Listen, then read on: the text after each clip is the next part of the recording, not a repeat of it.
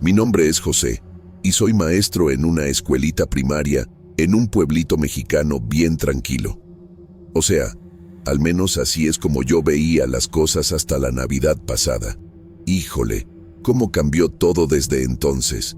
Nuestro pueblo siempre fue conocido por el fiestón navideño de la escuela. Una tradición de aquellas, Todos se emocionaban, desde la preparación hasta el mero día. Los chamacos andaban bien contentos, los papás ayudaban con los adornos, y yo coordinaba todo con mucho gusto. Pero déjame contarte bien cómo empezó esta historia de pelos parados.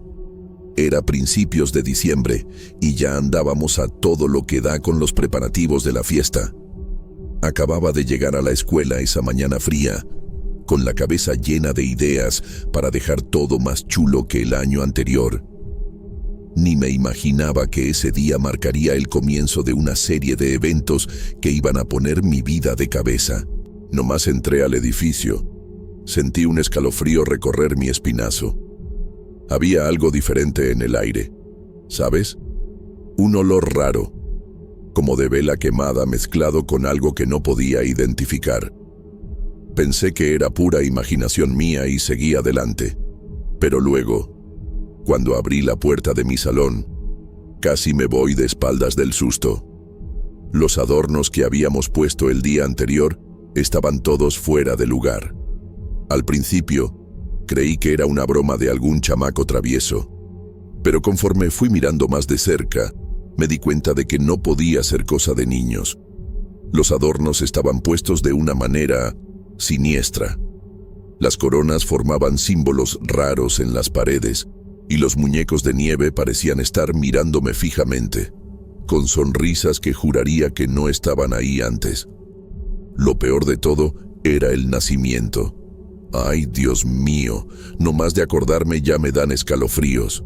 Las figuras estaban todas volteadas de espaldas al niño Jesús, como si tuvieran miedo de mirarlo. Y el mismito niño Jesús, pues ya no estaba en el centro de la escena. Alguien había puesto la figurita bien en la esquina, casi escondida detrás de los Reyes Magos. Me quedé parado ahí, sin saber qué hacer. Mi cabeza daba vueltas tratando de encontrar una explicación lógica a lo que estaba viendo. Fue cuando escuché pasos en el pasillo. Por un momento, sentí alivio pensando que era algún colega llegando. Pero el sonido era diferente, arrastrado, como si la persona se estuviera esforzando para caminar. Junté todo el valor que tenía y fui hasta la puerta. Abrí una rendija, no más lo suficiente para espiar el pasillo. No vi a nadie, pero el sonido continuaba. Y entonces, al final del pasillo, vi una sombra moviéndose. Era demasiado grande para ser de una persona y se movía de una manera que no parecía natural. Cerré la puerta de golpe y me recargué en ella, con el corazón casi saliéndose por la boca. En ese momento, supe que algo muy malo estaba pasando en mi querida escuela. Lo que no me imaginaba era que eso era solo el comienzo de una pesadilla que iba a involucrar a todo nuestro pueblito y revelar secretos oscuros de nuestro pasado. La celebración de Navidad de ese año sería una que nadie jamás olvidaría, por las peores razones posibles. En los días que siguieron, las cosas solo empeoraron. Yo trataba de mantener la calma, pero era como si la escuela hubiera cobrado vida propia, y una bien macabra. Los adornos de Navidad seguían apareciendo en lugares imposibles. Una mañana, llegué temprano y encontré una corona colgada en el techo, justo en medio del pasillo. No había escalera cerca, y el techo estaba demasiado alto para que alguien lo alcanzara sin ayuda. Otra vez, entré a la sala de maestros y me topé con un muñeco de nieve hecho de verdad, derritiéndose lentamente en la esquina. Esto en pleno México, donde la temperatura más baja apenas llegaba a 15 grados. Lo peor es que nadie más que yo parecía notar estas cosas raras. Era como si yo fuera el único que veía lo que estaba pasando. Los nacimientos eran los blancos favoritos de esta fuerza, o lo que fuera. Cada noche yo dejaba todo bien arregladito y cada mañana encontraba una escena diferente y perturbadora. Una vez, todas las figuras estaban de cabeza, menos el niño Jesús, que había desaparecido por completo. En otra, los animales del nacimiento estaban posicionados como si estuvieran atacando a los pastores. El olor raro que sentí el primer día se hacía cada vez más fuerte. Era una mezcla de incienso, cera derretida y algo que me recordaba a carne quemada. A veces juraba escuchar susurros viniendo de las paredes, como si la misma escuela estuviera cuchicheando secretos terribles. Empecé a tener pesadillas horribles, siempre involucrando a la escuela y a niños llorando. Traté de platicar con otros maestros, pero me miraban como si me hubiera vuelto loco. «Es solo el estrés de los preparativos para Navidad, José», decían, pero yo sabía que era mucho más que eso. Algo maligno había despertado en nuestra escuela y parecía estar ganando fuerza cada día que pasaba. Una noche me quedé hasta tarde organizando las cosas para la fiesta. Cuando estaba a punto de irme, escuché un ruido viniendo del sótano de la escuela. Nadie iba nunca ahí, era un lugar lleno de chunches viejas y polvo. Pero algo me decía que necesitaba investigar. Con las piernas temblando, agarré una linterna y bajé las escaleras rechinantes. El sótano estaba oscuro como boca de lobo, y mi linterna apenas alumbraba 1 metro frente a mí. El olor era insoportable ahí abajo, haciéndome ahogar. Conforme avanzaba, empecé a notar símbolos raros rayados en las paredes. Parecían antiguos, pero al mismo tiempo frescos, como si los hubieran hecho hace poco. De repente, mi linterna parpadeó y se apagó. Me quedé paralizado en la oscuridad, sintiendo que no estaba solo. Un frío intenso se apoderó del ambiente y podía ver mi propio aliento. Fue entonces cuando sentí algo extraño. Un calor repentino e intenso en mi espalda, como si alguien o algo estuviera justo detrás de mí, tan cerca que podía sentir su presencia. Mi corazón se aceleró y cada fibra de mi cuerpo gritaba que saliera corriendo de ahí lo más rápido posible. Después de aquella noche en el sótano, sabía que ya no podía ignorar lo que estaba pasando. Tenía que investigar, descubrir la verdad detrás de estos eventos bizarros. Decidí platicar con algunos cuates que habían vivido toda su vida en el pueblito. Al principio, se mostraban renuentes a hablar, desviando la mirada y cambiando de tema, pero le seguí dando, y poco a poco, fragmentos de la verdad empezaron a salir. Mi compadre Juan fue el primero en soltar la sopa. «Mira, José», me dijo, bajando la voz, «esa escuela siempre ha tenido una fama rara, ¿sabes? Hay gente que dice que el lugar está embrujado. María, una vieja amiga de la familia, me contó algo que me puso los pelos de punta. Mi hijo más chico estudiaba ahí», dijo, con los ojos llorosos, «pero tuve que sacarlo de la escuela.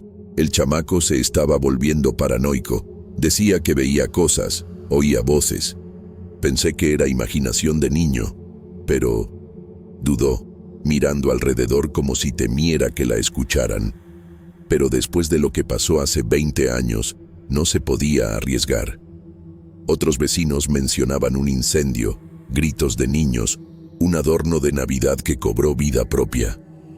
Cada historia era más espantosa que la anterior. Pedro, el dueño de la tiendita, habló sobre una celebración navideña que terminó en tragedia. «Fue hace exactamente 2 décadas», susurró. «Desde entonces, a nadie le gusta hablar de eso. Es como si todo el pueblo quisiera olvidarlo». Estas pláticas me dejaron aún más intrigado y preocupado. Era claro que había un secreto oscuro envolviendo a la escuela y aquella fatídica celebración de Navidad. El hecho de que uno de mis cuates hubiera llegado al punto de sacar a su hijo de la escuela por causa de estos eventos me hizo darme cuenta de que no estaba lidiando solo con leyendas urbanas o supersticiones. Había algo real y peligroso pasando y necesitaba descubrir qué era. Una noche, mientras organizaba mis apuntes, noté algo que me heló la sangre. Todos los incidentes raros habían comenzado exactamente el día en que se cumplieron 20 años desde la tal tragedia. Era como si algo hubiera despertado, esperando este aniversario macabro para manifestarse de nuevo. Las revelaciones de mis cuates del pueblito me dejaron inquieto. No podía dejar de pensar en el incendio que ocurrió hace 20 años. Tenía que haber una conexión con los eventos extraños que estábamos viviendo ahora. Decidí que era hora de meterme de lleno en este misterio, costara lo que costara. Una noche, mientras husmeaba en internet buscando cualquier información sobre la historia de nuestra escuela, me topé con un foro oscuro dedicado a leyendas urbanas y eventos paranormales. Fue ahí donde encontré un relato anónimo que lo cambió todo. El autor decía ser un antiguo habitante de nuestro pueblito, con conocimiento íntimo de los eventos que ocurrieron en la escuela hace 2 décadas. La historia que contaba me dejó helado. Según el relato, hace 20 años, un maestro de la escuela, cuyo nombre no se mencionaba, estaba desesperado por convertirse en director. Tan desesperado que hizo un pacto con una entidad demoníaca. El trato era simple y macabro. Él sería ascendido a director, pero con una condición siniestra. Si algún día dejaba el puesto o se iba de la escuela, tendría que prenderle fuego al edificio. El post describía cómo, después del pacto, cosas raras empezaron a pasar en la escuela.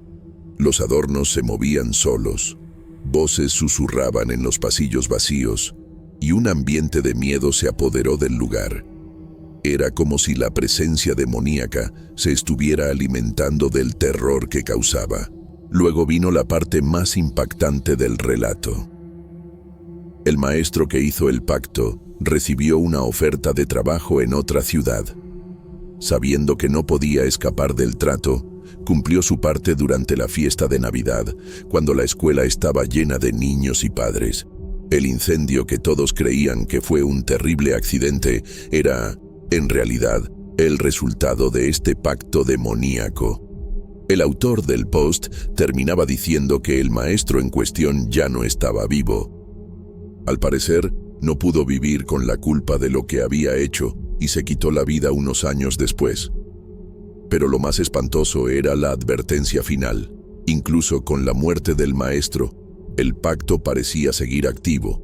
Era como si la entidad demoníaca estuviera buscando un nuevo socio para renovar el acuerdo macabro.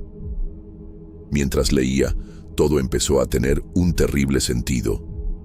Los eventos raros que estábamos viviendo ahora, 20 años después, eran como ecos de aquel pacto original. La entidad estaba despertando de nuevo, tal vez buscando a su próxima víctima. Esa noche no pude pegar el ojo. La idea de que nuestra escuela, nuestros chamacos, estuvieran en el centro de algo tan terrible y sobrenatural me dejaba en pánico. Sabía que tenía que hacer algo, pero ¿qué? ¿Cómo pelear contra una fuerza que ni siquiera entendía completamente? A la mañana siguiente, llegué temprano a la escuela, con la cabeza dando vueltas por todo lo que había descubierto. Pero cuando entré al edificio, me di cuenta de que algo estaba diferente. El aire estaba pesado, cargado de una energía maligna que casi podía tocar. Y en el pasillo principal, vi algo que me hizo congelarme. Todos los adornos de Navidad estaban dispuestos de forma que creaban un camino que llevaba directo a la oficina del director. En el suelo, a lo largo de ese camino macabro, había marcas de pisadas quemadas en el piso. Era como si alguien o algo hubiera caminado por ahí dejando un rastro de fuego. Y lo más espantoso, las pisadas parecían frescas, como si hubieran sido hechas hace pocos minutos. Con el corazón acelerado, seguí el camino hasta la oficina del director, el señor Antonio. Respiré hondo y me asomé por la rendija de la puerta entreabierta. Lo que vi dentro de la oficina me dejó intrigado. El señor Antonio estaba de pie, completamente inmóvil, mirando fijamente la pared con una expresión seria y concentrada. Sus ojos parecían clavados en algo que solo él podía ver. De repente, el señor Antonio empezó a murmurar. Las palabras eran bajas e incomprensibles. Su voz tenía un tono raro que me puso los pelos de punta. El señor Antonio siguió con su murmullo misterioso, completamente ajeno a mi presencia. Era como si yo ni existiera para él en ese momento. La atmósfera en la oficina era tensa e incómoda. Sintiendo una creciente inquietud y la sensación de que estaba presenciando algo que no debía, decidí que era hora de salir de ahí. Silenciosamente, me eché para atrás y cerré la puerta, dejando al señor Antonio solo. Mientras me alejaba rápidamente por el pasillo, mi mente daba vueltas. ¿Qué diablos acababa de presenciar? ¿Sería este comportamiento raro relacionado de alguna forma con los rumores sobre él queriendo dejar la escuela? ¿Y qué podría significar esto para todos nosotros? En los días que siguieron, el ambiente en la escuela se puso cada vez más tenso. El comportamiento del señor Antonio seguía raro y distante, pero nadie estaba preparado para lo que pasó en la víspera de Navidad. Esa mañana, el señor Antonio simplemente no se apareció en la escuela. Su coche no estaba en el estacionamiento y todas las llamadas a su celular caían al buzón. La secretaria, visiblemente preocupada, nos informó que él no había avisado sobre ninguna ausencia.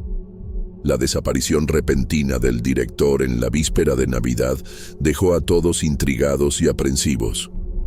Los rumores empezaron a correr rápidamente entre los empleados y hasta entre los alumnos que todavía estaban en la escuela para las últimas actividades antes de las vacaciones. Esa noche, sin poder sacarme esta situación de la cabeza, decidí llamarle a mi cuate Carlos, que era bombero. Le expliqué sobre el comportamiento raro del señor Antonio en las últimas semanas y su desaparición repentina. «Mira, Carlos», le dije, sintiendo un nudo en el estómago. «Sé que puede sonar a locura, pero tengo un mal presentimiento sobre esto. Si de casualidad reciben alguna llamada para la escuela en los próximos días, por favor, no piensen que es una broma. Puede ser algo serio». Carlos se quedó callado por un momento antes de responder. «Antonio, me estás asustando. ¿Qué exactamente crees que puede pasar?».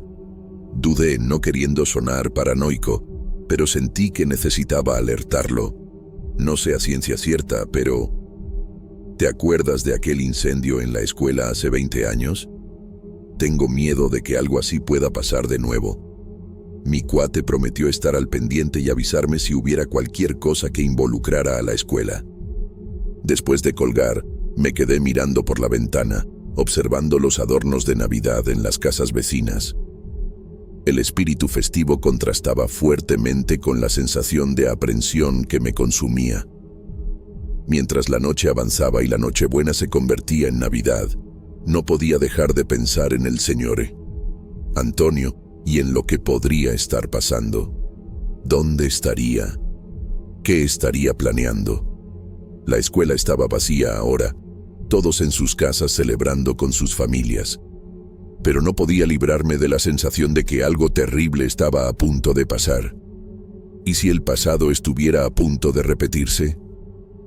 ¿Y si la próxima llamada que mi cuate bombero recibiera fuera justamente para nuestra escuela? Con estos pensamientos sombríos, pasé la noche de Navidad en vela, esperando y temiendo lo que el amanecer podría traer. El día de Navidad amaneció frío y nublado, como si el mismo cielo compartiera mi aprensión. Pasé la mañana inquieto, alternando entre revisar mi teléfono obsesivamente y mirar por la ventana, esperando ver alguna señal de que mis temores eran infundados. Como a las 2 de la tarde, mi celular sonó. Era Carlos, mi cuate bombero. Mi corazón se aceleró cuando contesté. «Antonio, tenías razón», dijo Carlos, su voz tensa. «Acabamos de recibir una llamada. Es la escuela». Sentí que mi estómago se hundía. «¿Qué pasó?». Recibimos una alerta de humo viniendo del área de la escuela, explicó Carlos rápidamente. Cuando el primer equipo llegó, notaron un coche estacionado frente al edificio. Consultamos las placas y es el coche del director, del señor Antonio. Me quedé callado por un momento, procesando la información.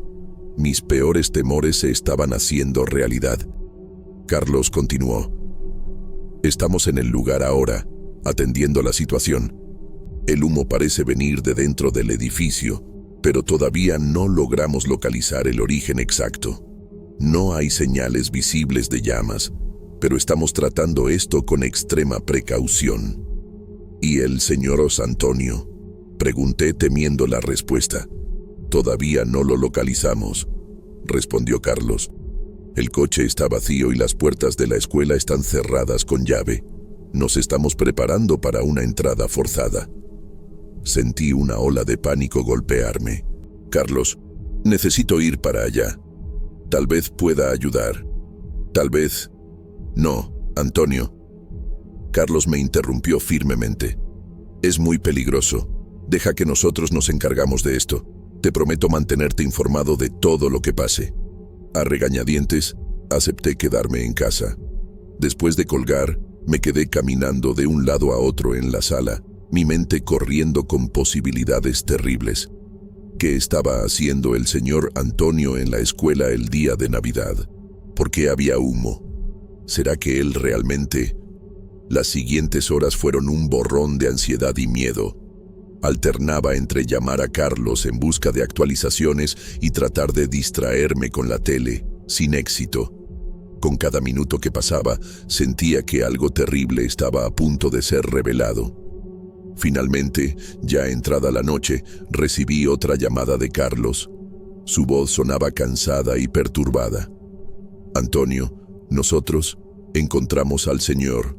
Antonio, dijo, dudando por un momento. Estaba en su oficina, inconsciente. Había velas y algunos papeles quemados a su alrededor. No sabemos exactamente qué pasó, pero... Carlos hizo una pausa, como si estuviera escogiendo cuidadosamente sus siguientes palabras. Hay algo muy raro pasando aquí, Antonio, algo que no puedo explicar. Creo que deberías venir para acá lo más pronto posible.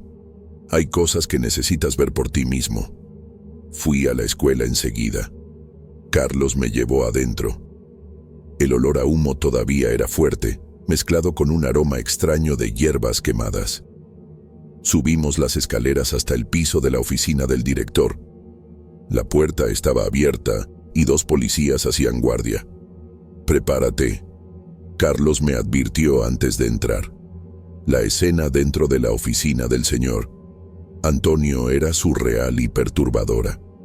Decenas de velas de diferentes tamaños y colores estaban esparcidas por todo el suelo, algunas todavía encendidas, otras ya derretidas en charcos de cera. El piso estaba cubierto de hierbas secas de diversos tipos, formando patrones extraños que no tenían sentido para mí. Había papeles regados por todas partes, muchos de ellos parcialmente quemados. En los que todavía estaban intactos, pude ver símbolos bizarros dibujados con tinta roja, círculos, triángulos, estrellas y formas que nunca había visto antes. Algunos papeles tenían palabras escritas en una lengua que no reconocí. Las paredes no se salvaron. Símbolos similares a los de los papeles habían sido dibujados directamente en la pintura blanca. Algunos parecían haber sido hechos con carbón, otros con algún tipo de pasta oscura que no podía identificar. En el centro de la sala había un círculo más grande hecho con las hierbas, dentro del cual estaba un libro antiguo, sus páginas amarillentas por el tiempo. «Dios mío», susurré, sintiendo un escalofrío recorrer mi espinazo. «¿Qué pasó aquí?» Carlos sacudió la cabeza, pareciendo tan perplejo como yo. «No sabemos a ciencia cierta, pero esto no es lo más raro». Me llevó hasta el libro en el centro del círculo. «Este libro», dijo Carlos, señalándolo, «estaba en las manos del señor Antonio cuando lo encontramos. Se negaba a soltarlo, incluso inconsciente. Miré más de cerca y sentí que se me helaba la sangre. El título del libro, en letras descoloridas, decía: El acuerdo, cómo darle seguimiento. Después de semanas en el hospital, el señor Antonio finalmente recibió el alta. Sin embargo, ya no era el mismo hombre que conocíamos. Las secuelas del incidente misterioso de aquella noche de Navidad eran evidentes. Su mirada, antes viva y atenta, ahora vagaba sin enfoque. Su habla, antes elocuente, se volvió entrecortada y confusa.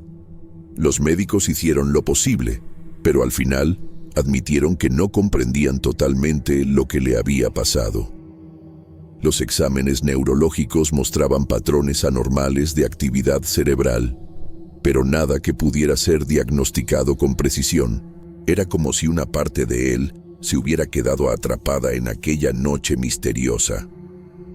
La ciudad se alborotó por un tiempo. Teorías y rumores circulaban, cada uno más fantástico que el otro. Pero, con el paso de los meses, la vida fue volviendo a la normalidad, o al menos a una nueva versión de la normalidad. En cuanto a mí, el incidente dejó marcas profundas.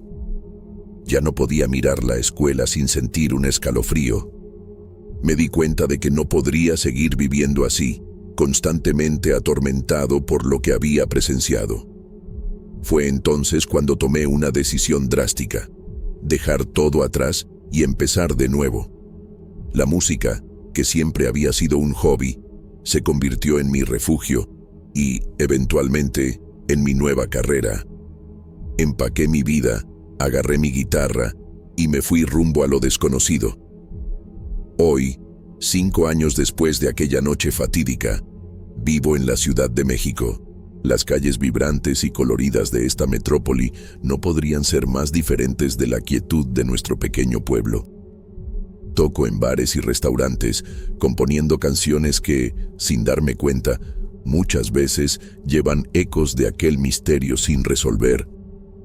Nunca más volví a mi pueblo natal. No sé qué pasó con el señor Antonio o con la escuela. A veces, cuando cae la noche y las luces de la ciudad brillan allá afuera, me sorprendo pensando en aquella noche. ¿Qué pasó realmente? ¿Qué fuerzas misteriosas estaban en juego? Una parte de mí quiere saber, quiere desentrañar el enigma, pero otra parte, tal vez la más sabia, prefiere dejar el misterio en el pasado. Al fin y al cabo, hay cosas en este mundo que tal vez no debamos comprender completamente. Mientras rasgueo mi guitarra, preparándome para otra noche de presentación, no puedo evitar sonreír. La vida me llevó por caminos inesperados, pero aquí estoy, haciendo música, viviendo una nueva vida.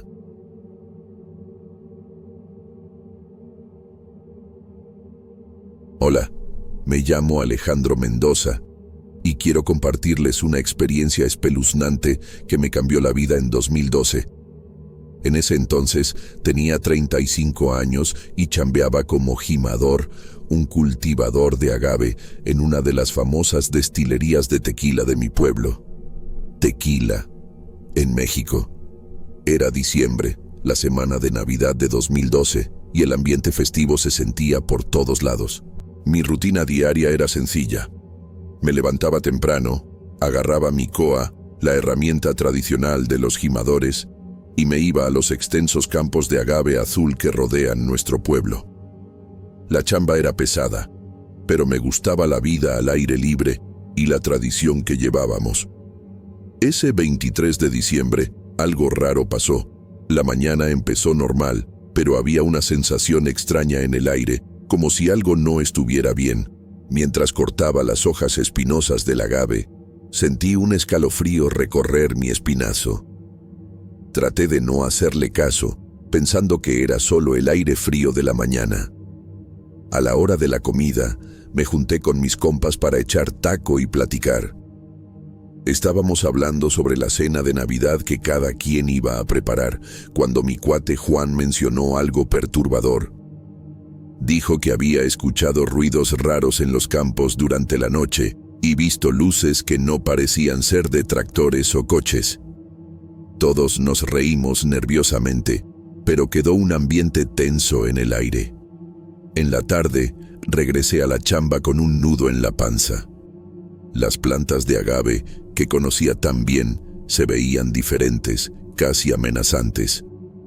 Intenté alejar esos pensamientos, diciéndome a mí mismo que era pura imaginación mía. Pero no podía quitarme la sensación de que alguien me estaba observando. Cuando el sol empezó a meterse, pintando el cielo de rojo, la mayoría de mis compas ya se habían ido, ansiosos por prepararse para el reventón navideño. Yo, por alguna razón, decidí quedarme un rato más. Fue entonces cuando escuché un susurro que venía de atrás de un grupo de plantas de agave. Mi corazón se aceleró. Pensé en echarme a correr, pero la curiosidad pudo más.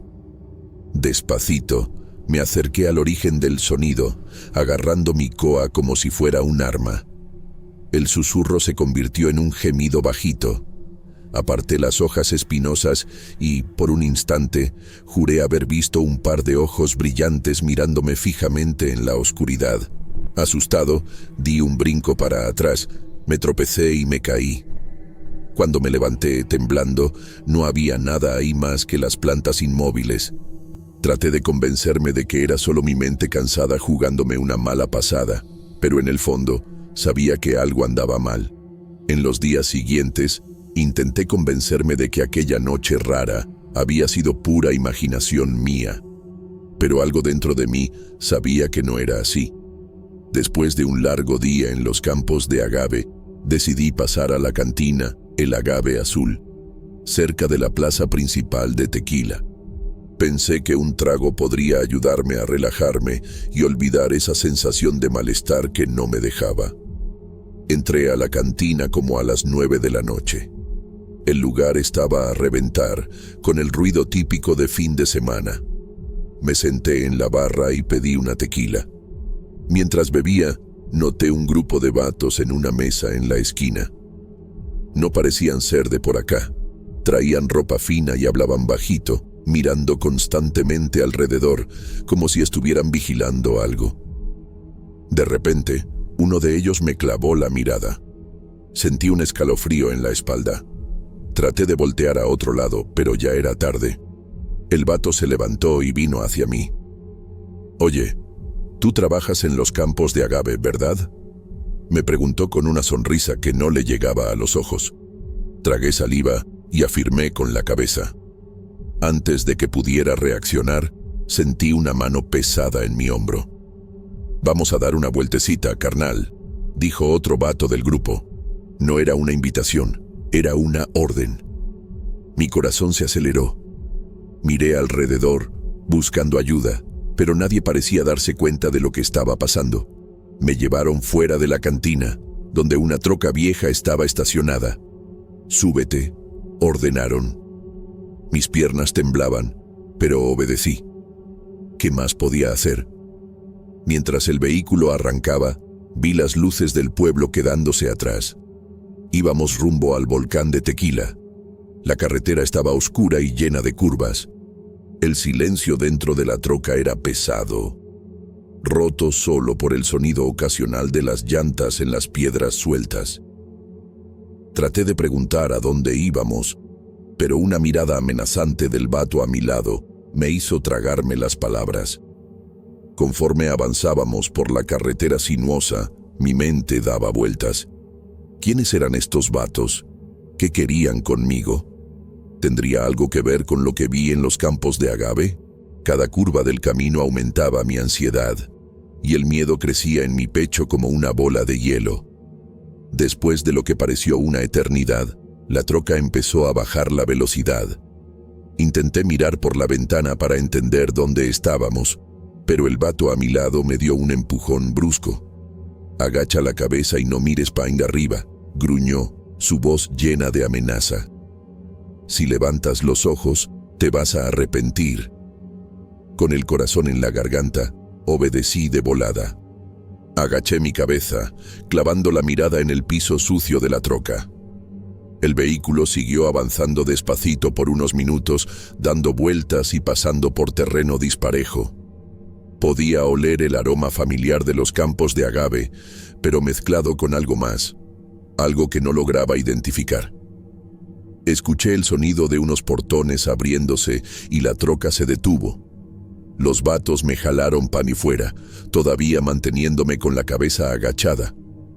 Mis ojos solo podían ver el suelo de tierra y las botas de los vatos a mi alrededor.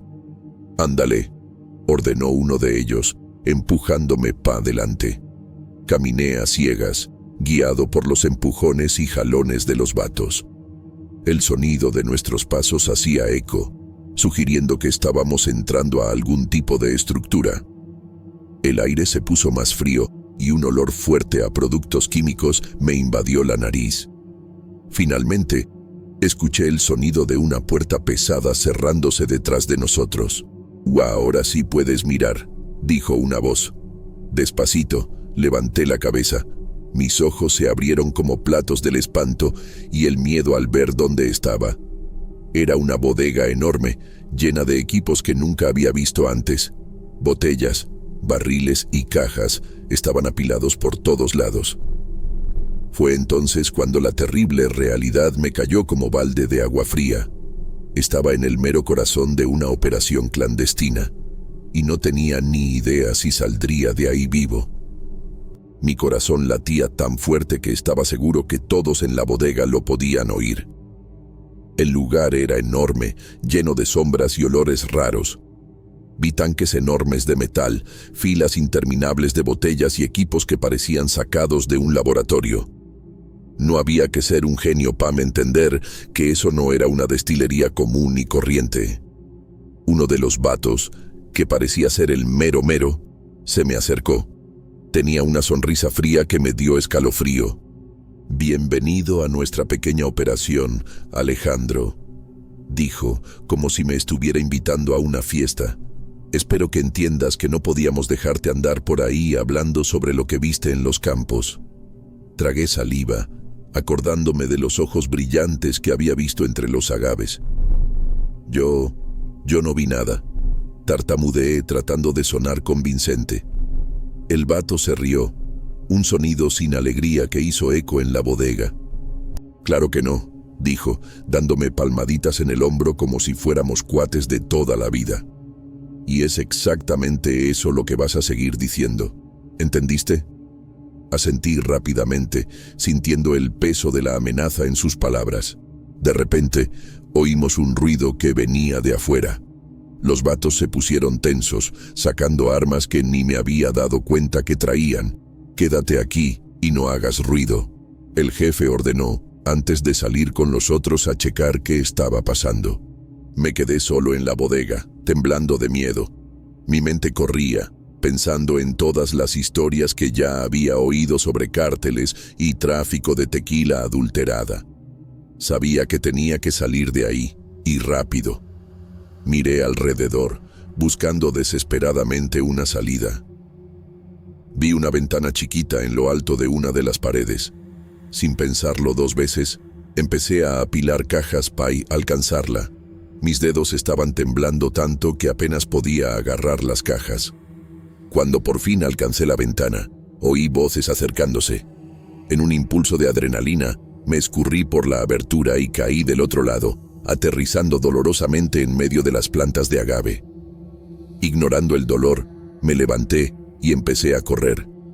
El campo de agave era un laberinto en la oscuridad y me tropezaba a cada rato. Atrás de mí, oí gritos y, luego, un balazo. El sonido hizo eco en la noche, haciendo que se me helara la sangre. Corrí como nunca había corrido en mi vida, mi pecho ardiendo y mis pulmones rogando por aire.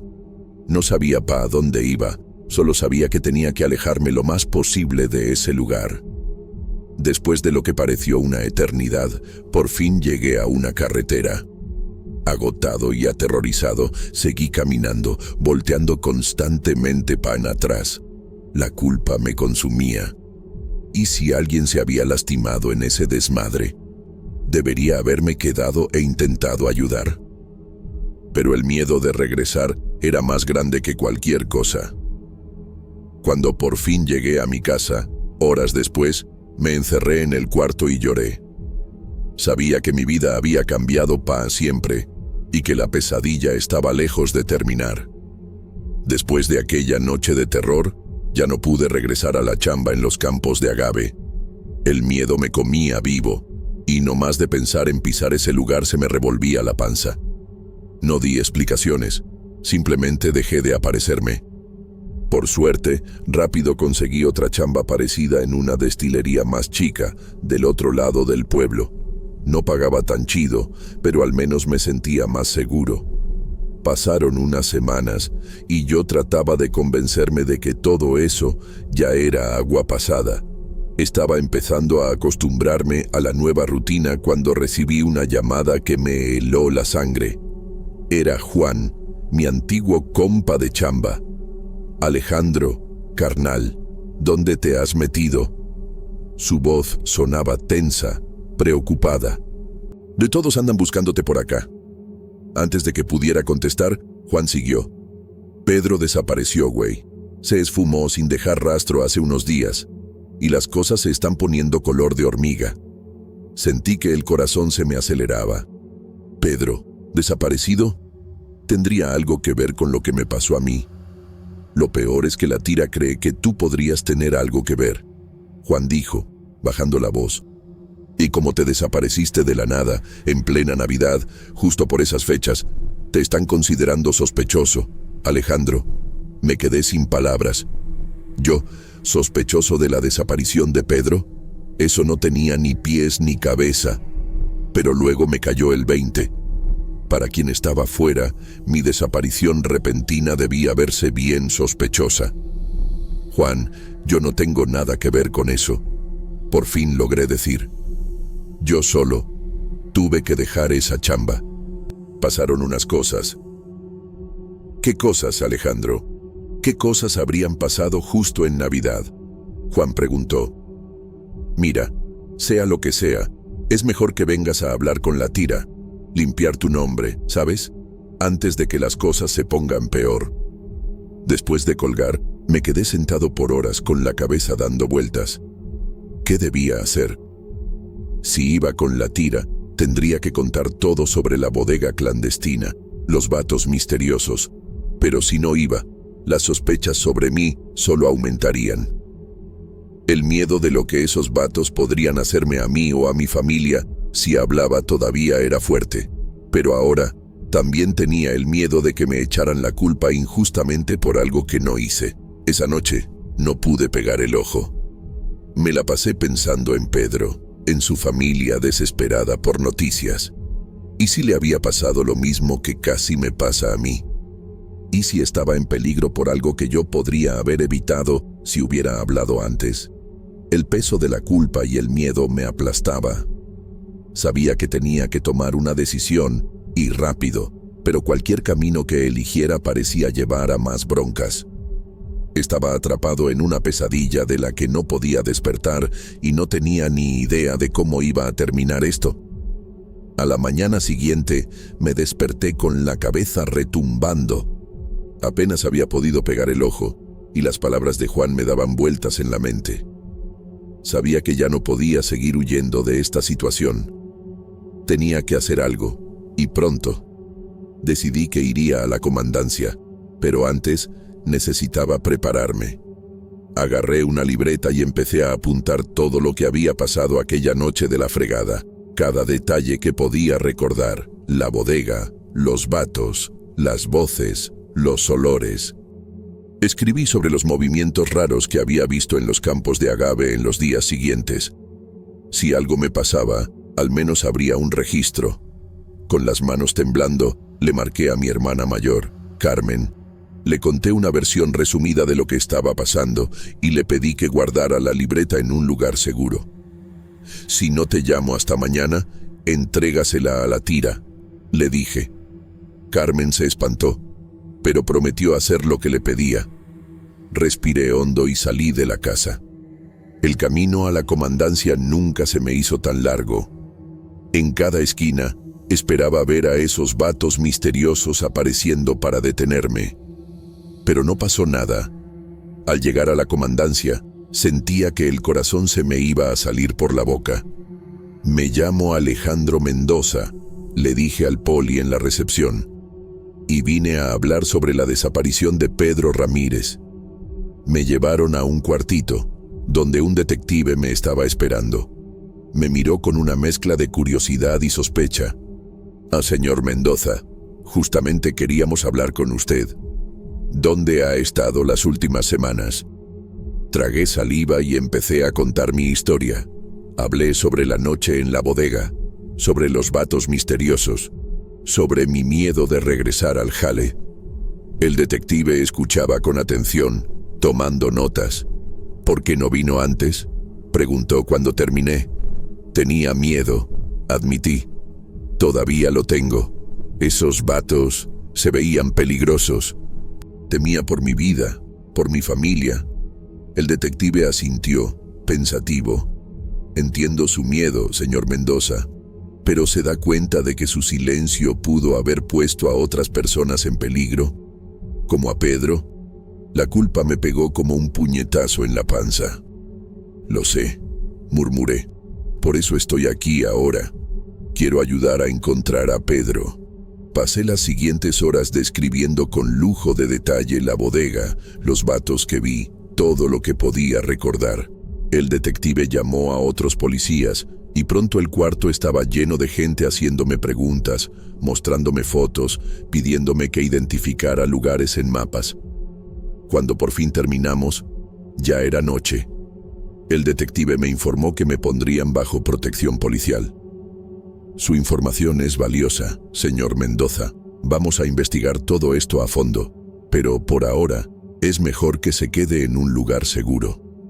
Me llevaron a un hotel en las afueras del pueblo. Mientras miraba por la ventana del cuarto, hacia las luces lejanas de Tequila, me sentí aliviado por haber contado finalmente la verdad. Pero también sabía que esto era solo el principio. En los días que siguieron a mi declaración inicial, los investigadores intensificaron sus esfuerzos. Una tarde, el detective Ramírez entró a mi cuarto de hotel con un folder bien gordo bajo el brazo. Alejandro, dijo, sentándose a la mesa, necesitamos tu ayuda para identificar a los vatos que viste aquella noche. Abrió el folder y empezó a esparcir un montón de fotos frente a mí. Eran caras de vatos de aspecto rudo, algunos con cicatrices, otros con tatuajes visibles. Criminales conocidos, me explicó Ramírez, narcos, contrabandistas, ratas. Mi corazón se aceleró mientras examinaba las fotos. La mayoría de las caras no me decían nada, pero entonces, dije, con la voz temblando un poco mientras señalaba una foto. Estoy seguro que él estaba ahí, era uno de los que me llevó a la bodega. El detective Ramírez asintió tomando notas. Seguí mirando, mis ojos recorriendo las caras hasta que otra me llamó la atención. ¿Y dije, agarrando otra foto. Era el jefe, estoy seguro. Fue él quien me habló en la bodega. Ramírez agarró las dos fotos que había identificado, su cara poniéndose seria. ¿Estás completamente seguro, Alejandro? Estas identificaciones son muy importantes. Asentí con firmeza. Estoy seguro. Nunca voy a olvidar esas caras. El detective se paró de golpe, agarrando su celular. Esto lo cambia todo, murmuró, más para sí mismo que para mí. Hizo una llamada rápida, hablando en voz baja y urgente. Cuando colgó, se volteó hacia mí. Alejandro, acabas de darnos información crucial. Estos dos vatos que identificaste son miembros conocidos del cártel del Agave Azul. Es un grupo criminal que ha estado agarrando fuerza en la región en los últimos años. Están metidos en todo tipo de actividades ilegales, desde contrabando de tequila adulterado hasta narcotráfico. Sentí un escalofrío recorrer mi espalda. Sabía que me había metido en algo peligroso, pero solo ahora la realidad de la situación me estaba cayendo como balde de agua fría. ¿Qué pasa ahora?, pregunté con la boca seca. Ahora, dijo Ramírez, podemos empezar a cerrar el cerco. Tu identificación nos da causa probable para investigar más a fondo las operaciones del cártel en la región. Y tal vez, solo tal vez, esto nos lleve hasta Pedro.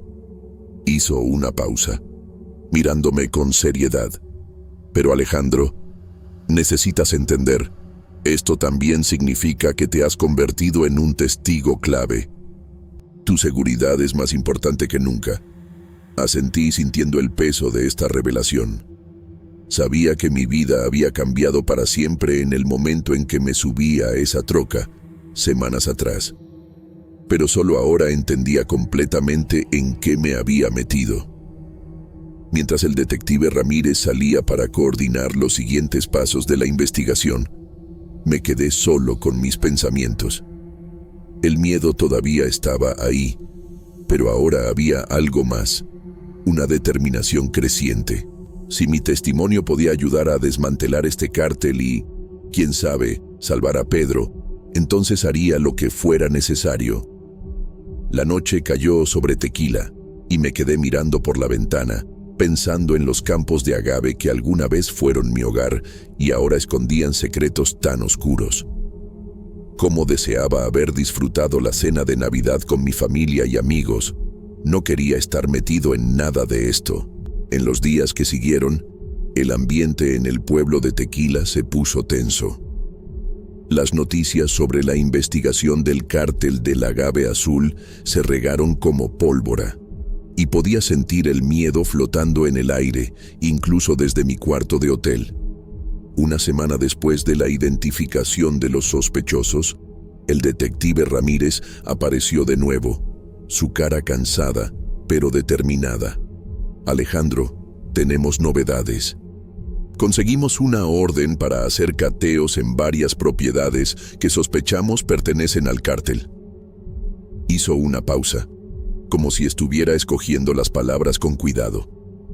Encontramos cosas, evidencia de una operación masiva de adulteración de tequila, documentos que vinculan a varios funcionarios de alto nivel de las destilerías con el cártel y, dudó, encontramos sangre en una de las propiedades. Estamos haciendo pruebas para ver si es de Pedro. Sentí que se me revolvía el estómago. La posibilidad de que Pedro pudiera estar muerto era algo en lo que había tratado de no pensar hasta ahora. ¿Y los vatos que identifiqué?, pregunté, tratando de mantener la voz firme. Todavía no los hemos agarrado, Ramírez admitió, pero estamos cerca, ya no tienen a dónde correr. Esa noche no pude pegar el ojo. Me la pasé pensando en Pedro, en su familia, en todos los trabajadores de los campos de agave que, como yo, podían haber sido involucrados en esta telaraña de crimen sin saberlo. A la mañana siguiente, me despertó un alboroto en el pasillo. Ramírez entró al cuarto, sus ojos brillando de emoción. Los agarramos, Alejandro, un operativo conjunto con la Policía Federal. Los 2 vatos que identificaste y una docena más de miembros del cártel fueron detenidos hace 1 hora. Sentí una ola de alivio invadirme, pero rápidamente fue reemplazada por ansiedad. ¿Y Pedro? La cara de Ramírez se puso seria. Todavía no lo encontramos, pero ahora que tenemos a los líderes del cártel bajo custodia, tenemos esperanza de obtener más información. En los días que siguieron, el pueblo de Tequila parecía haber despertado de una pesadilla. Las noticias hablaban de políticos y empresarios siendo arrestados, de destilerías siendo cerradas para investigación. Era como si se hubiera levantado una cortina, revelando la podredumbre que se escondía detrás de la fachada dorada de la industria del tequila. Una semana después, Ramírez apareció de nuevo, su cara una mezcla de alivio y tristeza. Encontramos a Pedro, dijo suavemente. Mi corazón dio un brinco. ¿Está vivo?, Ramírez respondió rápidamente. Pero en mal estado. Lo tenían en un búnker subterráneo en una de las haciendas del cártel. Al parecer, había descubierto parte de la operación e iban a deshacerse de él permanentemente. Cerré los ojos, sintiendo una mezcla de alivio y horror. Pedro estaba vivo, pero lo que debe haber pasado. Alejandro, Ramírez continuó, necesitas saber que tu testimonio fue crucial. Sin ti, tal vez nunca hubiéramos llegado tan lejos, tan rápido. Salvaste la vida de Pedro y probablemente la de muchos otros. Asentí, sintiendo el peso de esas palabras. ¿Qué pasa ahora?, pregunté. Ahora, dijo Ramírez, empezamos a reconstruir. El cártel fue desmantelado, pero el daño que causaron a la comunidad, a la industria, va a llevar tiempo arreglarlo. Y tú, Alejandro, tendrás un papel importante en esto, si quieres. En las semanas que siguieron, Tequila vivió una mezcla de alivio y turbulencia. Las noticias sobre el desmantelamiento del cártel del Agave Azul dominaban todas las conversaciones. El pueblo, antes conocido solo por su famosa bebida, ahora era el centro de un escándalo nacional. Me invitaron a declarar formalmente en un juicio contra los miembros del cártel. Era aterrador, pero sabía que era necesario. Vi las caras de los vatos que me habían secuestrado aquella noche fatídica, ahora sentados en el banquillo de los acusados. Me miraron con ojos fríos, pero no desvié la mirada. Ya no más. Pedro, todavía recuperándose física y emocionalmente de su cautiverio, también testificó. Su historia era de valentía y resistencia. Había descubierto la operación de adulteración por casualidad y, al tratar de denunciarla, lo capturaron. Escuchar su relato me hizo darme cuenta de lo cerca que yo mismo estuve del peligro. A medida que el juicio avanzaba, salían a la luz más detalles sombríos. El alcance de la corrupción era mayor de lo que cualquiera podría imaginar. Políticos, empresarios, hasta algunos policías estaban involucrados. Era como si toda la estructura del pueblo estuviera siendo sacudida hasta los cimientos. Un día, mientras salía del tribunal, me abordó una mujer que se presentó como Elena Rodríguez, representante de una asociación de pequeños productores de agave. «Señor Mendoza», dijo, sus ojos brillando de determinación, su testimonio, su valentía, le abrió los ojos a mucha gente. «Queremos su ayuda para reconstruir la industria del tequila, esta vez de forma honesta y sustentable». La propuesta de Elena me agarró por sorpresa, pero cuanto más hablaba, más me interesaba. La idea era crear una cooperativa de pequeños productores, enfocada en prácticas éticas y sustentables. Querían que yo fuera una especie de portavoz, alguien que conocía los dos lados de la historia. «Piénselo», dijo Elena al despedirse. «Usted puede ser el cambio que este pueblo necesita». Esa noche, sentado en casa, por fin me habían liberado de la protección policial. Reflexioné sobre todo lo que había pasado. Me acordé de los campos de agave, del olor de la tierra, del orgullo que sentía por mi chamba antes de que todo esto empezara. Me di cuenta de que, a pesar de todo, todavía amaba ese mundo. A la mañana siguiente, le marqué a Elena y acepté su propuesta. Los meses que siguieron fueron intensos. Chambeamos sin parar para establecer la cooperativa. Enfrentamos resistencia de las grandes empresas, amenazas veladas de quienes todavía tenían conexiones con el viejo sistema, pero también encontramos aliados inesperados. Pedro, después de recuperarse, se unió a nosotros. Su experiencia y determinación fueron fundamentales. Juntos, empezamos a reconstruir no solo la industria del tequila, sino la propia identidad de nuestro pueblo. Un año después del desmantelamiento del cártel, lanzamos nuestra primera botella de tequila. Agave Honesto, le pusimos. En la etiqueta, una pequeña historia sobre el camino que nos trajo hasta aquí. Cuando agarré esa botella por primera vez, sentí un chingo de emociones. Orgullo, seguro, pero también una profunda gratitud. Gratitud por estar vivo, por tener la oportunidad de hacer la diferencia. Aproveché y abrí esa botella para celebrar, en la Navidad de 2013. recordando todo lo que había pasado durante este tiempo. Miré por la ventana de nuestra pequeña oficina hacia los campos de agave que se extendían hasta el horizonte. Ya no se veían amenazantes. Ahora eran un símbolo de esperanza, de un nuevo comienzo. Por el futuro, dije, levantando la botella en un brindis silencioso.